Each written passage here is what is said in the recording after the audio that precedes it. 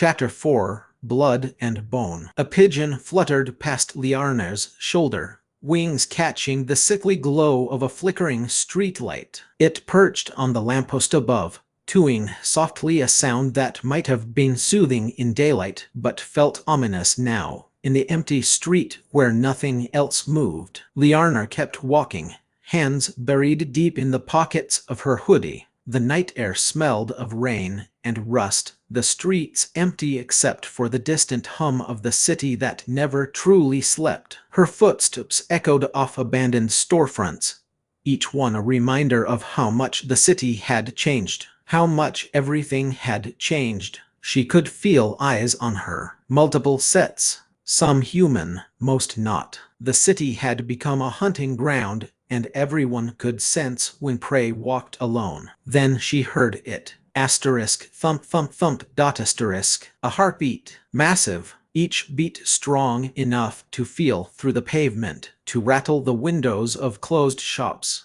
Getting closer with each pulse. She stopped walking but didn't turn around. Her eyes stayed fixed on the cracked sidewalk ahead, expression flat, bored even. Like this was an inconvenience rather than a threat. Like her evening was being interrupted by something tedious instead of deadly. Behind her, the asphalt began to glow. Orange light spilled across the street, shadows dancing wild and frantic as heat shimmered the air in visible waves. The temperature spiked, cold autumn night becoming summer afternoon in seconds. Claws scraped molten lines into the pavement, each step leaving glowing furrows that cooled from white to orange to dull red. The sound was visceral, a low growl of melting tar and stone, of material that wasn't meant to liquefy being forced to by sheer heat.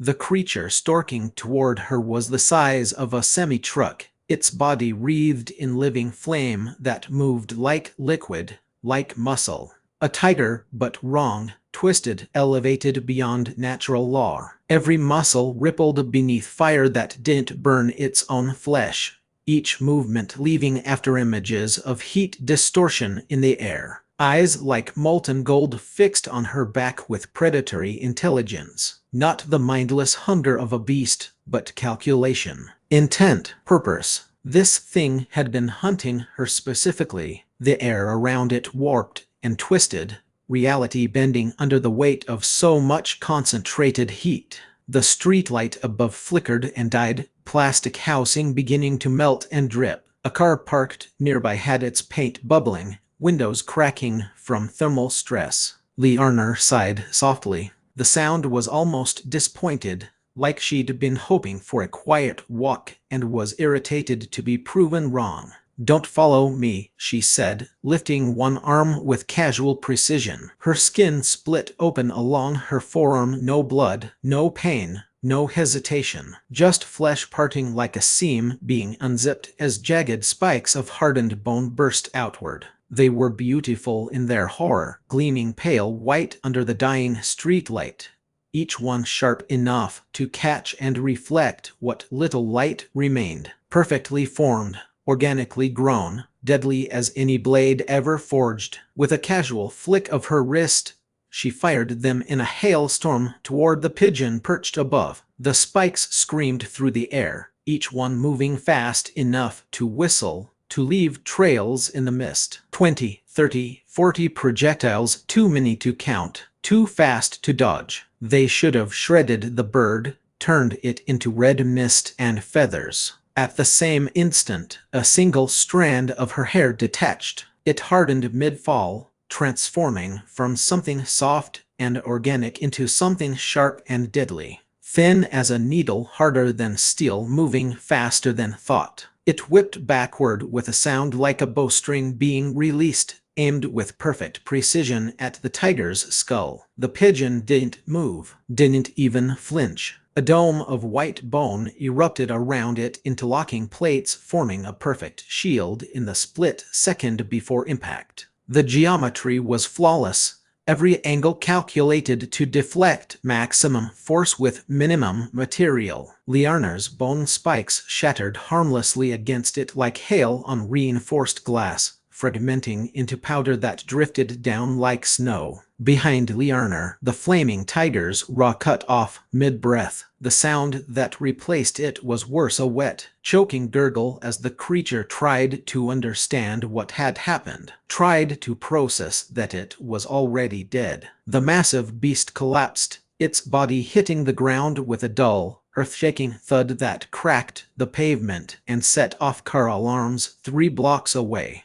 Orange flames flickered once, twice, growing dimmer with each pulse. Then they went dark, leaving only rapidly cooling corpse and the acrid smell of burnt flesh and hair. The hair-thin spike of bone had pierced clean through its skull, entering through the eye socket and punching out the back with surgical precision. The bone was still faintly smoking from the heat, but it had held. Liarner's creations always held. She didn't look back, didn't need to. She'd felt the moment of impact, the way the bone had found its target and ended the threat. She kept walking, the bone spikes along her arm sinking slowly back beneath her skin as if they'd never existed. Flesh knitting closed without a scar, returning to smooth, unblemished skin in seconds. Feathers rustled. The pigeon dropped from the lamppost, its form twisting midair in a transformation that defied physics and biology in equal measure. Wings elongated, feathers darkening into fabric, hollow bones thickening and restructuring. The beak sharpened into a jaw,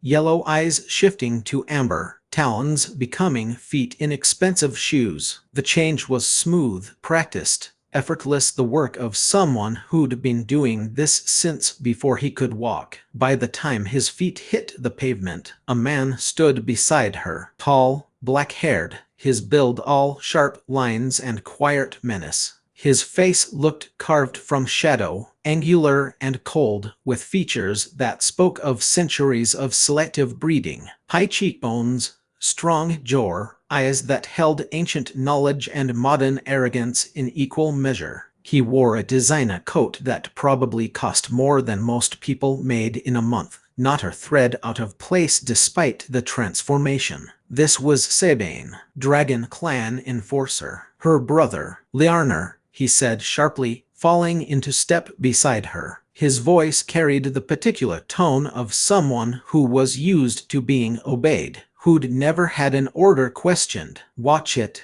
You could have killed me with that stunt. She didn't respond, didn't even glance at him, just kept walking, hands back in her hoodie pockets, shoulders hunched against the night air. He exhaled through his nose, irritation bleeding into his voice. A muscle in his jaw twitched, the only sign that he was less calm than he appeared. The elders were clear. You're to have no further contact with that normal. She's beneath you. A waste of time, energy, and clan resources. Liarner's lip curled, a low growl rumbling in her throat. The sound was inhuman, primal, the kind of noise that came from something with too many teeth. She's not her Nornie anymore. The man stopped walking, his eyes narrowed, amber catching the streetlight and reflecting it back, wrong, too bright, too focused, predator eyes that didn't belong in a human face. Awakened or not, you saw what she was in that alley. You're the one who called it in. His voice dropped, each word deliberate and weighted with history, with centuries of tradition and bloodline. If she'd died there, it would have been her own weakness. Natural selection. The world doesn't need more weak awakened, it needs strong ones, capable ones. People who can survive without being coddled. He stepped closer, invading her space, using his height advantage the way he always did. Our bloodline goes back to the dawn of humankind, one of the oldest. Most clans died out, forgot their roots, fell into obscurity, or were wiped out by rivals. There are 12 great clans left in this world, Liarner. 12 families who have survived every purge, every war, every attempt to destroy us. And you want to throw that away for some street fighter who barely survived her first beast. The words hung in the air like poison. like an accusation and a threat wrapped into one. Liarner stopped walking. Her jaw tightened. Her hands curled into fists inside her hoodie pockets, knuckles pressing against fabric. The air around her began to shimmer slightly, not from heat this time, but from Marna responding to emotion, reality bending at the edges as her power leaked through her carefully maintained control. For a moment, she didn't move, didn't speak, just stood there, breathing slowly, wrestling with something that wanted to explode outward. Then, without warning, she spun and slapped him. The blow landed with the force of a bomb, not because she'd enhanced her strength, though she had bones in her hand restructuring mid-swing to handle the impact, but because behind that slap was everything she'd been holding back. Every condescending comment from the elders, every dismissal of Mara as lesser, every century of tradition that demanded she sacrifice her own happiness for bloodline purity. A year of guilt and loneliness and self-hatred compressed into a single motion. Sabine was thrown backward through the air, body spinning like a ragdoll, limbs flailing as he tried and failed to regain control. He crashed into the side of a 12-story building with an impact that sounded like a car accident, like a bomb going off in slow motion. The concrete exploded around him, dust and fragments blasting outward in a cloud. The impact point spiderweb cracks racing up the structure like lightning captured in stone, spreading wider and wider until the entire facade groaned under structural damage it was never designed to handle. The building groaned, a deep, guttural sound of metal twisting and concrete crumbling. Support beams shrieked. Windows shattered in cascading waves, raining glass onto the street below. And then it collapsed inward, the entire structure folding in on itself like a house of cards, burying Sabine beneath tons of rubble and twisted rebar and everything else that made up a modern building. The sound was apocalyptic. Thunder and avalanche and car crashes all combined into one continuous roar that echoed off neighboring buildings and set off every car alarm in a 5-block radius. Dust billowed into the street, drifting like snow through the sickly orange glow of the streetlights. It hung in the air, thick and choking, turning the world into a hazy nightmare. For a few seconds, silence. Just the settling of debris and the wail of distant sirens starting to respond to what sensors had registered as either an earthquake or a terrorist attack. Then, from beneath the wreckage, something stirred. Chunks of broken stone rolled aside. A shadow moved within the debris, unhurried, unbothered. Concrete slabs that weighed tons shifted as if they were styrofoam. Rebar bent and snapped. The rubble pile heaved upward as something underneath pushed against gravity and mass with casual ease. Sabine rose, brushing dust from his coat as if he'd simply tripped. Not her scratch, not her bruise, not her hair out of place beyond what could be fixed with a quick hand through it. His clothes were dusty but intact, the expensive fabric apparently as reinforced as his bones. His expression was annoyed more than anything else. Not angry anger, implied surprise, implied that something unexpected had happened. This was just irritation at being inconvenienced, at having to climb out of rubble when he could have been at home. "Are we done?" he asked, voice flat. Liarner didn't answer, just stared at him with an expression that was equal parts fury and resignation. Because that was the thing about the Dragon Clan. They were nearly indestructible. You could slap one through a building, and they'd walk away asking if you felt better now. It made them perfect enforcers, perfect soldiers, perfect jailers. His form shimmered, and with a rush of feathers, he transformed back into a pigeon. The change was instant, effortless, requiring no more thought than blinking. Wings beat the air once, twice, lifting him into the night sky. He circled once above her, a silent reminder that he could follow her anywhere. watch from any perch, report back to the elders everything she did. Then he flew off into the night without another word, disappearing into the urban landscape like he'd never been there. Liarner didn't watch him leave. She turned and kept walking,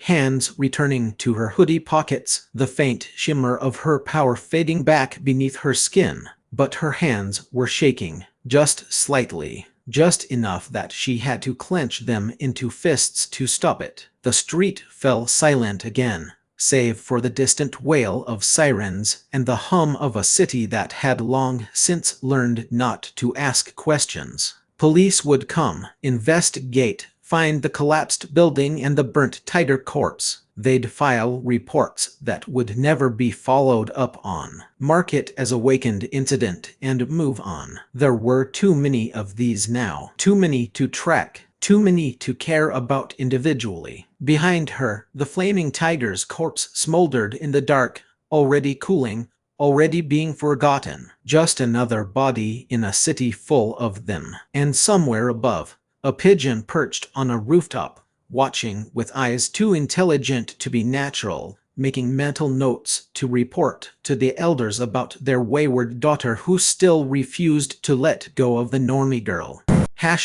Earlier that evening, Mara grabbed the couch pillow and screamed into it until her throat burned. The sound came out muffled, frustrated, raw with emotion she didn't have words for. When her lungs were empty and her throat ached, she threw the pillow across the room. It hit the wall and fell lamely, accomplishing nothing except making her feel slightly more ridiculous. "Really? It's that easy?" she muttered to the empty apartment, voice rough like she'd been gargling gravel. "That easy for me to fall right into her hands? Some kind touch, a bit of honey on my wounds, and I melt like ice in boiling water." She sat up, hugging her knees to her chest, heart hammering against her ribs hard enough that she could feel it in her throat. Her burns still ached, a constant low-level pain that made every movement a reminder of how close she'd come to dying. But that wasn't what hurt.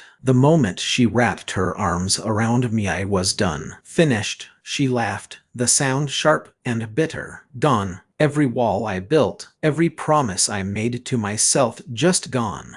Her reflection stared back at her from the dark TV screen across the room. Pale, bruised, looking like she'd been through a war. Which, technically, she had. That's it, huh? I just can't let her touch me again. I can't. The words felt hollow even as she said them, like declaring you'd stop breathing or stop needing water. "Keep your distance, Mara. Guard up. Don't let her in."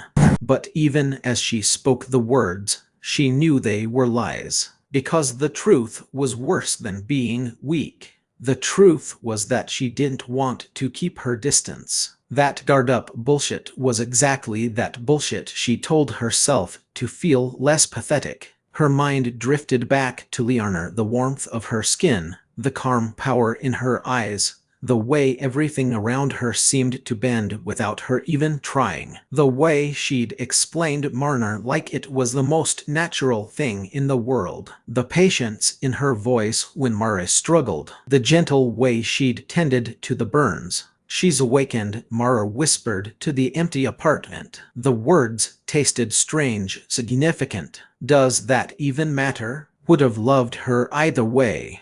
And that was a problem, wasn't it? Power or no power, clan or no clan, secrets or no secrets, she would have loved Liarner either way. The awakening just added complications to something that was already complicated enough. Then her thoughts snagged on something, one line that wouldn't stop echoing in her head like a record skip. Asterisk, she said she'd been training since she was a child. Asterisk. Mara frowned, rubbing her temple as a dull headache started to pulse behind her eyes. What the hell does that even mean? Awakening didn't start until 2020. I remember it, the first cases, the news coverage, the panic. So how? She stopped. Her heartbeat quickened. The implications spread through her mind like cracks in glass. Were there others before? Hidden ones. She stood up, pacing now, unable to sit still with these thoughts racing. Hidden families? People who kept it secret somehow. She thought of those random forum posts she'd seen back before the portals, conspiracy theorists claiming powers existed before 2020, that governments were hiding it, that ancient bloodlines walked among normal people with abilities that defied explanation. She'd scrolled past them like everyone else. Crazy talk, tinfoil hat nonsense. The ravings of people who wanted the world to be more interesting than it was. But what if they weren't crazy? She whispered to the empty room. What if they were right? The headache intensified. She pressed her fingers to her temples, trying to massage away the pressure building behind her eyes. There's so much she didn't tell me. So much she won't tell me. Bits of memory flickered through her mind. Liarna's calm voice saying, Marner flows like breath. Tai Chi helps you shape it. The casual way she'd talked about training and energy pools and building power over time. Like she'd been doing it for years. Like it was second nature. Because it is Mara realized. She's been doing this her whole life. While I was learning algebra and worrying about acne, she was learning to what? We shape her bones, channel supernatural energy, become something more than human. Marner, Tai Chi. The words felt strange in her mouth, ancient and heavy with meaning she didn't fully grasp. They weren't modern terms being applied to modern phenomena. They were old words for old things that had apparently always existed, just hidden. Mara exhaled shakily. What the hell are you, Liarna? What's your family? What have you been hiding? More questions than answers. And the worst part was knowing that even if Liarna wanted to tell her, she probably couldn't. Not fully. Not without breaking whatever rules her family had about keeping their secrets from outsiders. But I'm not an outsider anymore. Mara thought. I'm awakened now. Doesn't that count for something? The hiss stirred in the back of her mind, coiling, attentive, like it had opinions about Liarna and her secrets, like it was listening to every thought and cataloging them for later. Mara shuddered and pushed the presence away. Not now. She had enough to deal with without adding mysterious entity living in my head to the list. She slumped back on the couch, the pillow retrieved and back in her lap. Her phone buzzed against her thigh, lighting up the dim apartment with its pale glow. 78%. She'd charged it at her parents' place that morning, which felt like a lifetime ago now. She stared at the screen for a long moment before unlocking it, thumb hovering over the search bar. This was stupid. She should rest, let her body heal, not go chasing after mystical martial arts training like she was in a kung fu movie. But what else was she supposed to do? Wait for Liarna to come back? Hope the hiss in her head would just go away on its own? Pretend she was normal when every fiber of her being screamed that she was something else now? All right, Tai Chi, she muttered, opening her browser. Let's see what mystical life-changing bullshit you've got for me. The search results were mostly fitness studios, wellness blogs, and YouTube tutorials with thumbnail monks standing in fog looking enlightened and vaguely constipated. She clicked on one, some influencer inexpensive athleisure doing slow movements to lofi beats while talking about finding your center and connecting to universal energy. No. She exited after 10 seconds. The woman had been talking about chakras and crystal healing, which maybe those were real too now. What did Mara know? But it felt wrong. Performative, like someone who'd read about spirituality online and decided to monetize it. She scrolled deeper past the Instagram wellness crowd with their perfect lighting and sponsor codes. past the corporate studios with their subscription models and watered-down movements designed for suburban moms. Most of it felt hollow, packaged fake. Like someone had taken something real and ancient and wrapped it in plastic for mass consumption. Then one caught her eye. Master Liu's traditional Tai Chi and energy flow. Local sessions in Estate Park. The listing looked old, like it hadn't been updated in years. The website was basic HTML, the kind that hadn't been fashionable since the early 2000s. No SEO optimization, no social media integration, just information and a phone number. The picture was just a faded snapshot of an old man standing in a public park at sunrise, pigeons scattered around his feet. He was mid-form, hands raised in a slow, deliberate stance, and something about the way he stood made the pigeons look attentive, like they were watching him, not just scavenging for breadcrumbs, like they recognized something in him that commanded respect. The image quality was terrible, probably taken on a flip phone a decade ago, but there was something about it, something that made her pause and look closer. Mara stopped scrolling. Master Liu, she whispered, reading the sparse description. Traditional forms passed down through generations. Real training for real results. No gimmicks, no mysticism, just movement, breath, and energy. Morning sessions at Estate Park. Dawn until the sun clears the trees. All are welcome. Those who are ready will know. That last line made her skin prickle. Those who are ready will know. It could have been pretentious bullshit. Probably was. But something about it resonated. Her thumb hovered over the reviews section. There weren't many, a few locals saying he was weird, but legit. One person calling him the real deal. Not the Instagram kind. Another review just said changed my life. Can't explain how. Won't believe me if I try. Several reviews mentioned that he was strict and traditional and not for beginners who want their hands held. One person had written, he won't teach you, he'll show you, and if you're smart, you'll figure it out. If not, you'll give up and he won't care.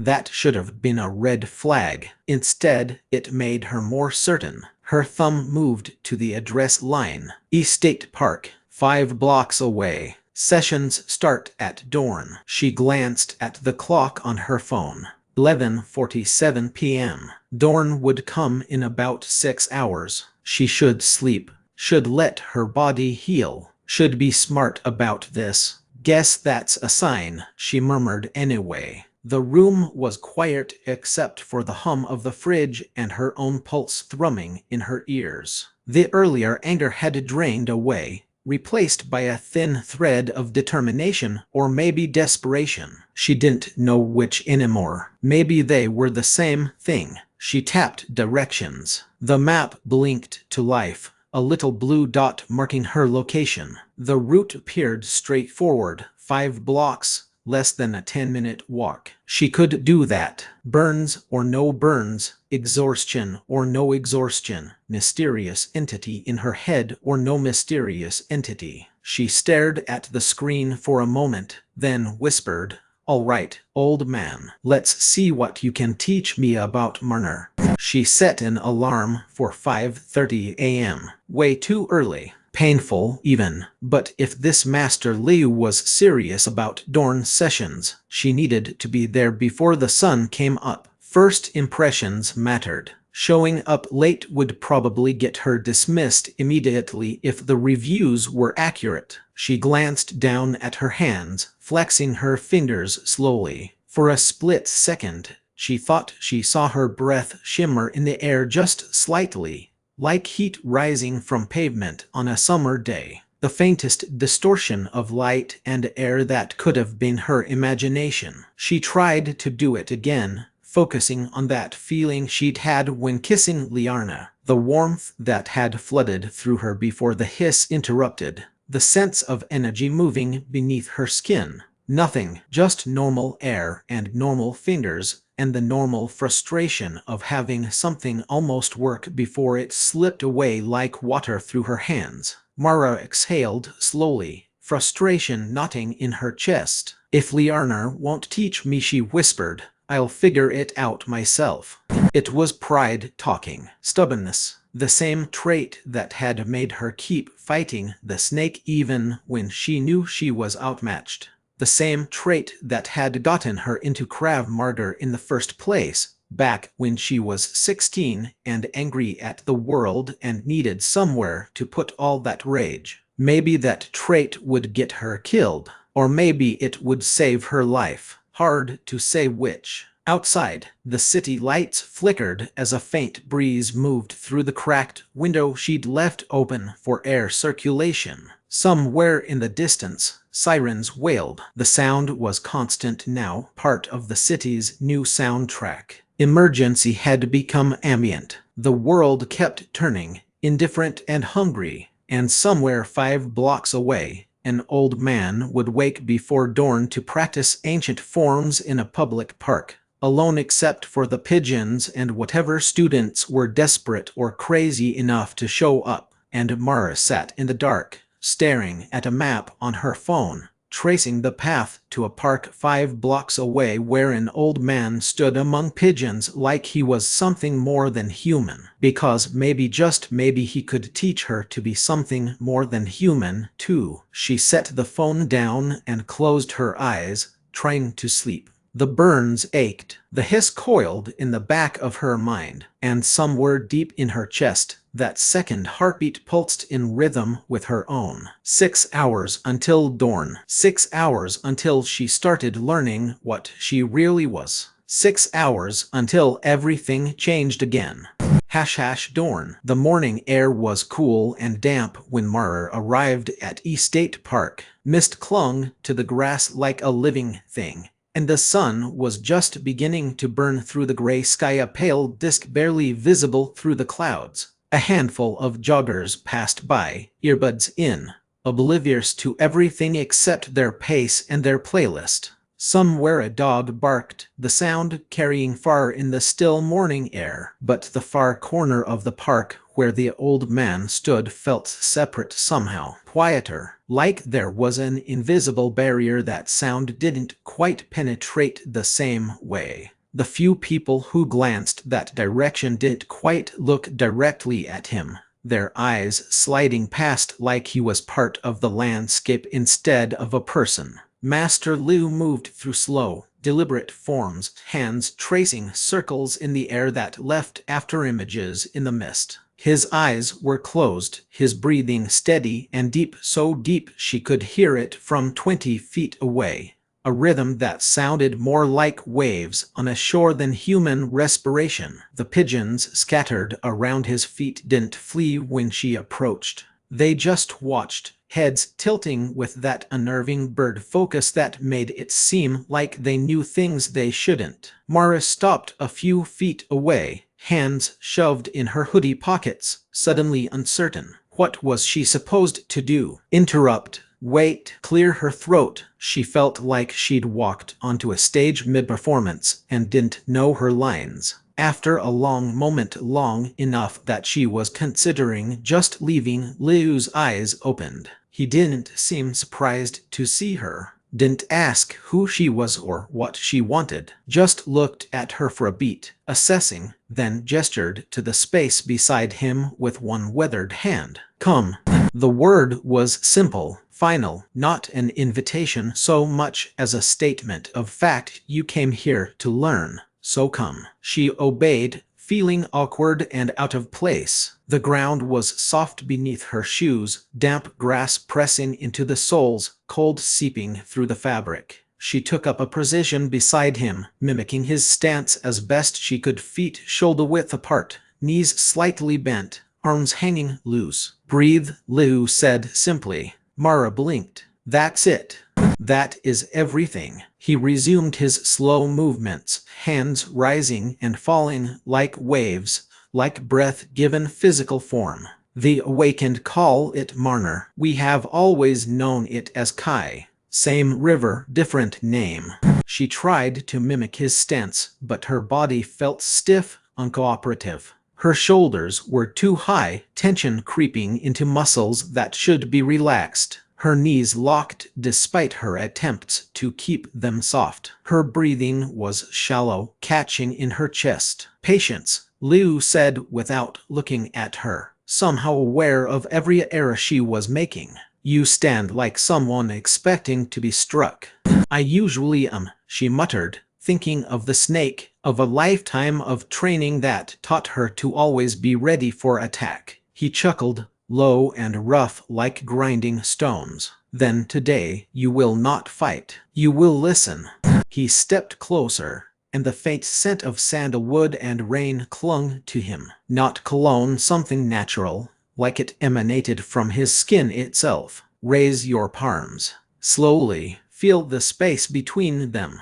Mara lifted her hands in front of her chest, palms facing each other about 6 inches apart. The space between felt empty, just air and awkwardness and her own self-consciousness. She focused, trying to sense something, anything that wasn't just normal air between normal hands. At first, nothing. Then, after a few breaths after she stopped trying so hard and just existed in the moment, the emptiness began to thicken. Subtle at first, like static before a storm. Like the air had texture it hadn't possessed a moment before. The warmth that had flickered inside her the night before with Liarner, faint, uncertain, interrupted, now spread outward, spiraling through her arms until her fingertips tingled. Her eyes widened. What is that?" "Kai," Liu said simply, like it was the most obvious thing in the world. "Your body recognizes the flow, even if your mind resists. The body remembers what the mind has forgotten." She stared at her hands. The faintest shimmer rippled between them, barely visible in the morning light, but definitely there. Like heat distortion, like reality was slightly thinner in that space. Her breath caught. "Don't chase it," Liu warned gently. "It is shy. It comes when invited, not commanded. Like a cat, not her dog." Mara forced herself to relax, to not grip at the sensation with her mind. The shimmer steadied, pulsing faintly with her heartbeat. She could feel it now, warm, alive, responding to her breathing like a second pulse beneath her skin, moving with her, through her, part of her. "Good," Liu murmured. He moved behind her, adjusting her stance with light touches, one at her elbow, correcting the ankle, one at her shoulder, dropping it down and back. The contact grounded her, and the warmth flowed downward through her spine until it pooled low in her stomach. "This is your dantian," he said, pressing one finger just below her navel. "Your center, the seat of power and calm. Western medicine calls it the core. We know it as the ocean of Kai." "Feels like I need to pee," she muttered, earning a faint smile. "It will, until it does not. The body must learn new sensations. Give it time." He circled back around to face her, hands clasped behind his back. "Now, when you breathe in, draw the Kai inward. When you breathe out, let it flow through you. Do not hold it. Do not force it. Guide it like a stream, not a dam." Mara inhaled, slowly, consciously. The warmth responded, spiraling through her chest, down her arms, pooling in her center like water finding its level. When she exhaled, it moved not outward into the world, but through her, circulating like water through channels she hadn't known existed until this moment. Ancient pathways lighting up, remembering their purpose. And then her hearing sharpened. Not the overwhelming flood from before, not the screaming chaos of every sound at once that had left her gasping and overwhelmed. This was different, clear, focused. She could hear the rustle of leaves 3 trees away, individual leaves moving in individual patterns, the faint scratch of a squirrel's claws on bark, each tiny claw audible. The steady rhythm of Liu's breathing behind her, perfectly controlled, perfectly even. She could hear her own heartbeat, the flow of blood through her veins, the quiet crackle of her joints settling into the new stance. It lasted 3 seconds, maybe 4, then it faded like fog in sunlight, and the world returned to normal volume and clarity. She gasped, stumbling slightly, the loss of that expanded awareness almost painful, like going blind after seeing color for the first time. I heard. Your power, Liu said calmly, unsurprised. Kai feeds it. Marner shapes it. When the flow is smooth, the power comes naturally. When you force it, it fights you. This is the lesson. Mara's chest heaved, sweat beading on her forehead despite the cool morning air. That's the longest I've held it. Because you stopped trying to control it, Liu said. You let it move. Water flows. Fire burns. Wind blows. These things do not happen because they are controlled. They happen because it is their nature. She stared at her hands again, flexing her fingers. The warmth had already faded, leaving her cold and trembling, but something had shifted. She could feel it, a faint current beneath her skin, waiting. Not dawn, just resting, ready to flow again when called upon correctly. Liu stepped back, clasping his hands behind him. You will come each morning. You will breathe, move, and listen. Do not force what does not come. The body remembers faster than the mind allows. Be patient with both. Mara nodded slowly, still catching her breath. Her burns ached from the exertion, but it was a good ache. The kind that meant she'd actually done something instead of just sitting around feeling sorry for herself. She turned to leave, shoving her hands into her hoodie pockets. Liu was already moving again, eyes closed, body flowing through another slow form. The pigeons circled him quietly, as if guarding something sacred, as if they knew what they were witnessing, even if the joggers passing by didn't. The morning sun had risen higher now, casting long shadows across the park. Her heartbeat was still too fast, and every step felt like walking through invisible waves of warmth that made the air thick and substantial. At the park entrance, she glanced back once. The old man's silhouette moved through the mist, slow and deliberate,